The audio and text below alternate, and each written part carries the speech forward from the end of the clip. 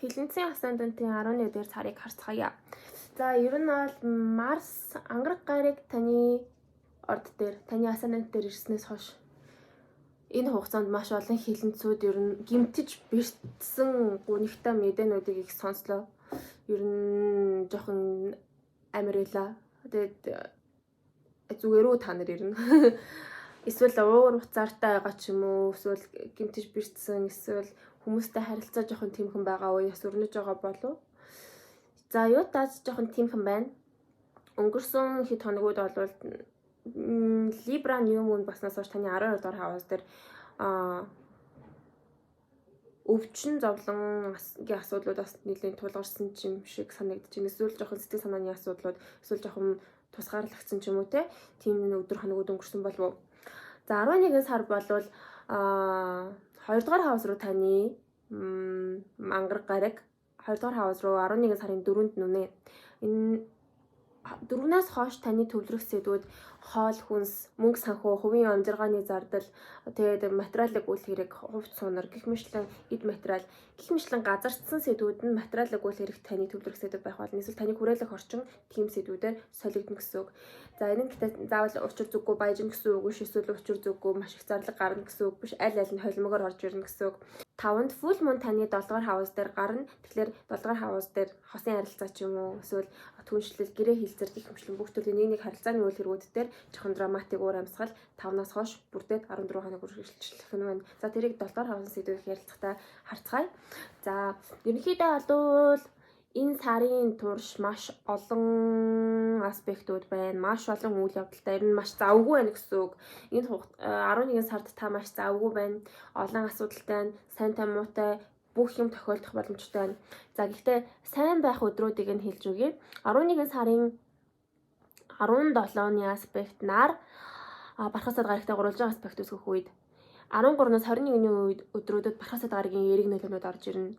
Энэ үед илаарших ч юм уу эсвэл ямар нэгэн зүйлсийг хийж эргээр таатайгаар хүссэн зүйлээ хийхэд тохиромжтой үе байх болно. Азтай байх болно. За дараа нь харин 11 сарын 27-нд суугар гараг бархасад гарагтай гурвалжин аспект үүсгэн 24-нээс 29-ний хооронд эерэг таатай боломжийн бас бархасад гарагийн азтай эерэг энергиуд нь орж ирэх болно.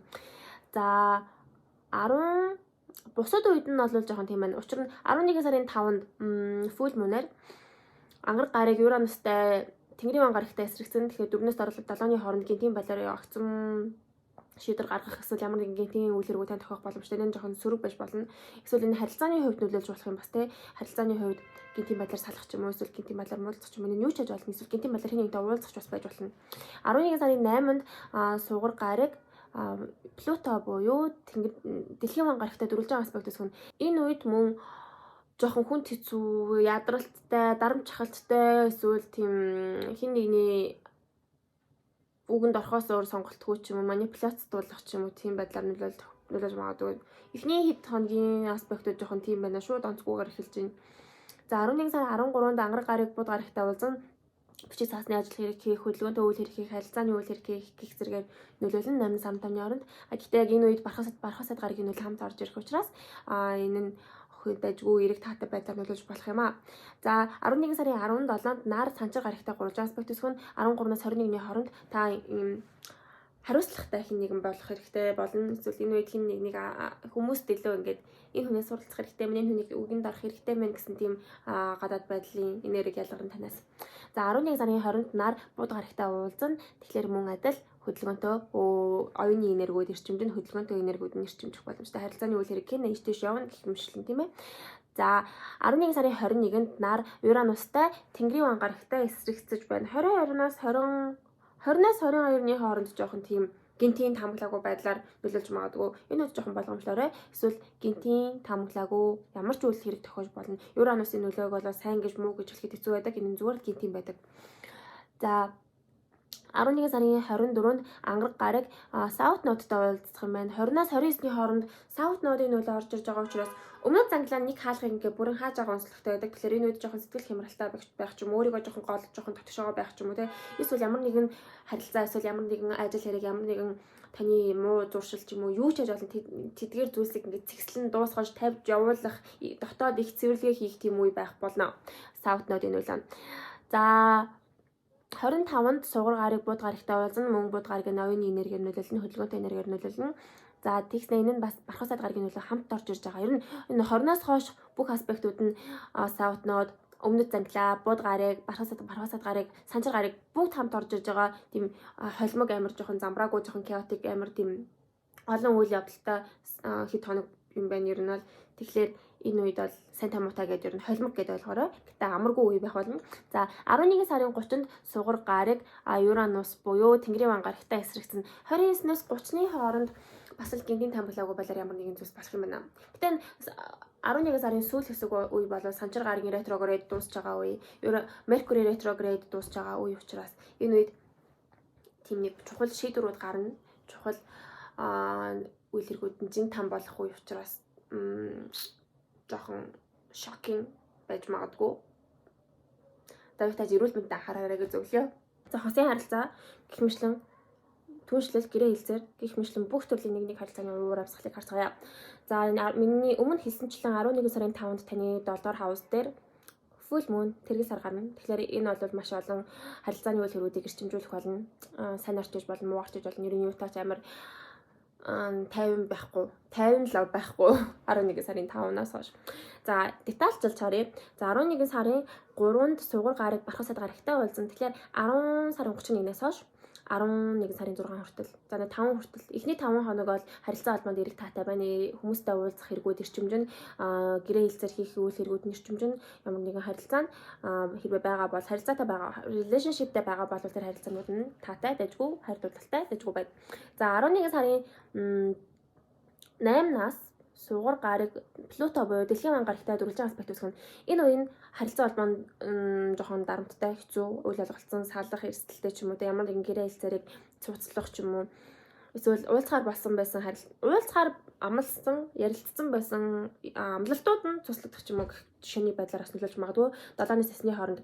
Энэ үед бол яг 11 сарын 7-нд Плутогийн нөлөө орж ирэхдээ зэрэгцэн яг Uranus таны 7-р хаус руу нөх байхгүй юу. Тэгэхээр Uranus чинь гинтийн тамгалаагүй байдлаар ингээд салгах ч юм уу, нийлүүлэх ч юм уу гэх мэтлэнгээр нөлөөлдөг.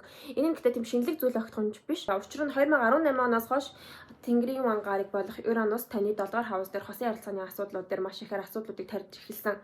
Энэ өнгөрсөн 7 жилийн хугацаанд бол та гинтийн байдлаар салсан эсвэл гинтийн байдлаар хүнтэй суусан ч юм уу те харилцааны хувьд амар гинтийн байдал байсан. Олон хүнтэй харилцаагаа талсан ч гэж магадгүй. Энэ үйл хэргүүд нь дахин одоо эсгэгдэж байна.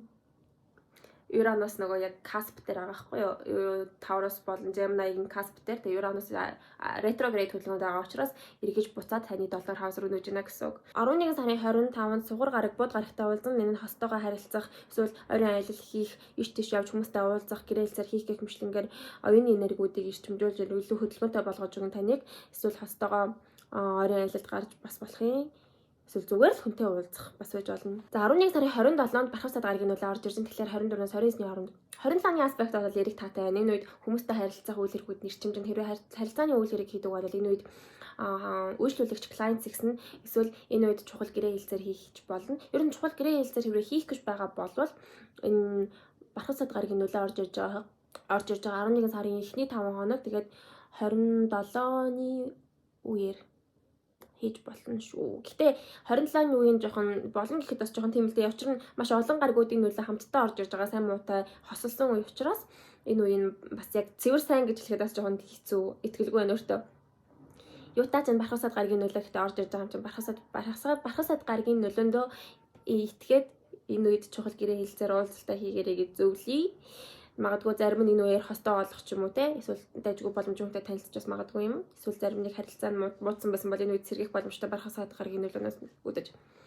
За 11 сарын 27-нд 11 сарын 27-нд бархасаад гарагийн эрэг нөлөөтэй зэрэгчд санчир гарагийн хүнд хэцүү нөлөөс давхар орж ирж байна. 24-өөс 30 сарын хооронд бол харилцаа холбоо зүгээр та хичих хэрэгтэй. Бархасаад гарагийн тэр эрэг таатай нөлөөг олж авахын тулд та зүгээр сууж агаад хос чинь хүрээд ирэхгүй. Зүгээр сууж агаад гэрээ хэлцээр чинь бүтчихгүй. Санчир гарагийн нөлөөтэй хамт ингээд та хөлсөө гаргаж хичээж зүтгэж чат бичиж цэцэг явуулж эсвэл илүү ингээд амар гой боломжийн оффроуд хийж те тэр хүмүүсийг гэрээ хэлцээр тэр хүмүүсийг өөртөө татаж өөртөө ашигтай байх боломжтой тийм цаг үе бол 11 сарын сүүлийн хэд хоног юм шиг санагдаж байна. За санчир гарагийн нөлөө гэдэг сөрөг тохиолдолд ямар нэг аль нэг харилцааг холдон хөндөрүүлж бас магадгүй. Магадгүй энэ нь өөр олон төрлийн харилцаа танд өрөө байгаа бол аль нэг харилцаанд бүтээд аль нэг харилцаанд бүтэхгүй салж сарниж байгаагаар нөлөөлж бас болох юм тийм ээ. Энэ нь маш олон гарагийн нөлөөнүүдтэй байгаа учраас зэрэг орж иж байгаа учраас тийм chaotic байгаа шүү. Chaotic. За 11 сарын 30-нд сугар гараг Uranusтай эсрэгцэн тэгэхээр 29-ээс 30-ны хооронд. Энэ үе бол санчир гарагийн ретроград дуусж байгаа, буд гарагийн ретроград дуусж байгаа үе. Тэгэхээр энэ үед Uranus нь гинт орж ирснээр гинтийн байдлаар салах, гинтийн байдлаар гэрээ хэлцээр хийх, гинтийн байдлаар хүмүүстэй уулзах гэх зэрэгээр тийм огцом таамаглаагүй байдлаар тийм dramatic ending хийн. Ойлгосноо? За 10 дахь хаваас олох нийгмийн харилцаа, карьер, ажил мэргэжлийн урамсгалыг харцгаая. 11 сарын 17-нд нар Мархасад гарагийн нөлөөг авна. Мархасад гарагт 3 аспект үүсгэнэ. Энэ үе бол ажил мэргэжлийн өндөр амжилттай, өсөлт тэлэлттэй, эсвэл магадгүй ажил нь ихсэх үе байж болох юм аа. Энэ үед чухал гэрээ хийлцээр чухал ажлаа хийгээрэй. Хэрвээ ажилгүй байгаа бол энэ үед ажил олдох, ажилд орох, сонгон шалгарах гэх зэрэгээр нөлөөлөх боломжтой байна. За 13-наас 21-ний хооронд эдгээр нөлөөлнө. Гэхдээ 11 сарын 17-нд Мархасад гарагийн нөлөөтэй хамт санчир гарагийн нөлөө хамт орж ирж байгаа учраас энэ үед хариуцлага ихсэн зэрэг эсвэл аль нэг ажлаа хаяад аль нэг ажилд орж байгаа ч юм уу бас байж болох юм. Хариуцлага ихсэж хөлсөө уурсгаж байж азаа хүлээж авах боломжтой үе юм байна. Ер нь зүгээр сууж байгаа зүйл бүх юм ирэхгүй байна. Учир нь Мархасад гараг санчир гарагууд хамтдаа орж ирж байна. Хамтдаа нөлөөлж байна. За 13-наас 21-ний хооронд гэдэг ойлгоорой. 11 сарын 20-нд нар буд гарагтай уулзна. 19-аас 22-ны хооронд ажил мэргэжлийн сэдвийн хүрээнд суралцах, мэдээлэл дамжуулах, маркетинг хийх, ийш тийш явж хүмүүстэй уулзаж харилцах, ойрын аялалд гарах гэх зэргээр нөлөөж болно. Өөр тохиолдолд ажлын газар чинь нүүц суух байж болох юм. За 11 сарын 21-нд нар Uranusтай эсрэгцэн. Тэгэхээр Тэнгэрийн ван гарагийн нөлөөнөөс өдөж ажилд гинтийн өөрчлөлтүүд тохиох боломжтой. Гинтийн таамаглаагүй байдлаар нөлөөлж болох юм а. 20-оос 22-ны өдрүүдэд эдгээр нөлөөлөх бололтой. За 2 дугаар хаваас олох мөнгө санхүү, хувийн амжиргааны зардал, таны эрх мэдлийн мөнгө, хоол хүнс, хоолны дуршил, материаллык үйл хэрэг, эд зүйлс хүрээнд 11-р сар ямар байхыг харцгаая. За 11-р сарын хүрээнд бол мөнгөтэй байх үе нь 11 сарын 3, 11 сарын 27. Яг сарын эхний хэдхэн хоног, сүүлийн хэдхэн хоног орлого орж ирэх мөнгөтэй болох боломжтой байна. За текст нэ ангараг гараг 11 сарын 4-өөс ангараг гараг таны 20 дугаар хавс руу мөнгөний хавс руу ороод маш их зарлага гаргаж эхэлнэ. Зарлага ихсгэж эхэлнэ. За текст нэ 11 сарын 5-нд ангараг гараг Uranusтай эсрэгдэж байна. Тэгэхээр 4-өөс 7-ны хооронд энэ үед чинь бас full moon давхцаж байгаа шүү дээ. Тэргэл сартаа зэрэгцээд яг энэ үед мөнгө санхүүгийн хувьд гинтийн таамаглаагүй байдлаар зарлага ихээр гарах, эсвэл эд зүйл эвдрэх, эсвэл дахин худалдаж авах шаардлага гарах гэх мэтчлэгээр энэ нь жоохон гинтийн огцон байдлаар нөлөөлөх боломжтой байна. Мөнгө биш өөр зүйл хэрхэн нөлөөлж магадгүй вэ гэхээр магадгүй таны хоолны дуршилт ч юм уу, эсвэл хоолны зуршилт ч бас нөлөөлж болох юм те гинтийн өөрчлөлтөөр. 11 сарын 9 болон 10-нд буд гарагийн RX эхэлнэ. Буд Mercury retrograde 11 сарын 9-өөс 10-ны хооронд нөлөөлнө. Тэгэхээр яг урт хугацаанд бол 8-аас 11-ний өдрүүдэд буд гараг таны 2 дугаар хаус дээр retrograde хөдөлгөөнд орж эхэлнэ. Тэгэхээр 11 сарын 10-даас эхлээд таны мөнгө олох хандлага, мөнгө өрөх хандлага, мөнгөнд хандах хандлага бүх зүйлд ингээд нэгэн хэвийн байсан тэр уур амьсгал нь өөрчлөлтүүд орж эхэлнэ. Буд гараг нь таны мөнгөний хаус дээр 3-7 хоног орчим байрлана. Энэ 11 сарын сүүл үеэр дуусна. Тэгэхээр энэ 3-7 хоног бол мөнгө санхүүгийн хувьд жоохон чаленжтай үе байж магадгүй. За 11 сарын 12-нд Мархасад гарыг санчир гарагтай гурван аспект үүсгэн 5-аас 17-ны хооронд бол жоохон мөнгөнд хянамга хандах шаардлагатай үе юм байна. Мөнгөө жоохон гамнаж, хадгалж хүссэн болгоно аваад мөнгө өрөөд байхгүйгээр жоохон сахлах баттай мөнгөнд хандаарай. Би зөвлөе 12-ны аспект бол санчир гарагийн нөлөөд. За 11 сарын 13-нд ангараг гараг буд гарагтай уулзсан 8-аас 15-ны хооронд бол мөнгө эрчимжин, мөнгөний урсгалын эрчимжин орж гарна. Нэг нь тийм хадгална гэсэн утга бол биш. Тэгэхээр энэ нь өргөдөн гэсэн үг. За 11 сарын 17-нд Мархасад гараг нартай гурван аспект үүсгэн тэгэхээр бас л энэ гинтийн их мөнгө зарлагдах үнэтэй зүйл худалдаж авах гэх мэтлэнгээр нөлөөлж байна. 11 сарын 23-нд Бархасад гарыг бууд гарагтай уулзаж мөнгө нь эрчимжин тэгснэ 11 сарын 24-нд Ангараг гарыг South Node буюу өмнөд Зангалаатай уулзж байна. 20-аас 29-ний хооронд бол мөнгө санхүүгийн хувьд ямар нэгэн зүйлсийг төгсгөнд явуулах, эд зүйл чинь насан дуусаад эвдэрж өгөөрөх, эсвэл ямар нэгэн мөнгөний гарц чинь ингээд аль нэг гарц чинь ингээд дуусах ч юм уу те аль нэг хаалгыг ингээд хааж ин гэж ойлгоорой. Тэгэхээр 11 сарын сүүлийн 10 хоног бол жоохон мөнгө санхүүгийн хувьд, эд материалын хувьд бол тийм цэгцэлсэн ур амьсгалтай. Хэрвээ та хуучин хувцас хаяад ч юм уу те эсвэл цэгцлээ гэрээ эд зүйлсээ цэгцэлж хаях энергиараас их зэрлэгийг хийж байгаа энергиараас хүлээж авч болно. Өөр тохиолдолд энэ таны хувийн мөнгө санхүү эсвэл ажил хийж мөнгө олдог тэр мөнгөний урсгалыг ч бас хааж магадгүй тийм үү юм аа. За юутаач мөнгөний асуудлууд жоохон яригтай байна. Гэтэ яг 11 сарын 30 гэхэд дуусна гэд энэ бүхэн ингээд жин тан шийдэгдээ дуусна гэж найдаж байна. За 11 сарын 27-нд Бархасад гарыг сугар гарагтай гурвалжин аспект үүсгэж яг сүүлийн 4-5 хоног бол happy ending, мөнгөтэй, хоолтой, дуртай зүйлдээ мөнгө зарцуулсан дайжгүй мөнгө санхүүгийн хувьд даагүй байна. За тэгээд 12 сарын forecast-ээр уулзцгаая. Бишээ. 11 сарын 5-нд full moon болоод тэгээ 11 сарын 19 болон 20-нд бас таны Ascendant орд Scorpio дээр new moon болон шин сар гарна. Тэгэхээр 19-20-оос хойш таны эрүүл мэндийн асуудлууд эсвэл тантай холбоотой бүх зүйлийг ингээд шинээр эхлэхэд амар тохиромжтой тийм гоё цаг үе эхэлж байгаа шүү. За тэгээд дараагийн 12 сард 9 мэнд амьд байх юм бол эргэн уулзцгаая. Тэгээ баярлалаа. Баяртай. Дараа дахин уулзцгаая. Like, subscribe дараарай. Энэ их олон юмыг үнэгүй сонсчиж like, subscribe ягаад дардгүй юм бэ? Тэмцтэй. Дарах ёстой үстэй. Энэ шудраг үстэй.